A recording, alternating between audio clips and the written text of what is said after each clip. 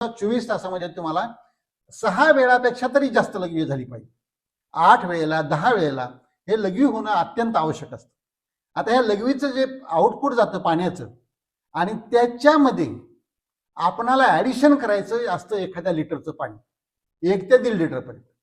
जर समजा तुम्हाला लघवी 2 लिटर झाली तर त्याच्यामध्ये 1 ते 1.5 लिटर म्हणजे कसं होईल 3-3.5 लिटर आपोआपच होईल. जर 2.5 लिटरची झाली तर त्याच्याप्रमाणे 4 लिटरकडे जाईल.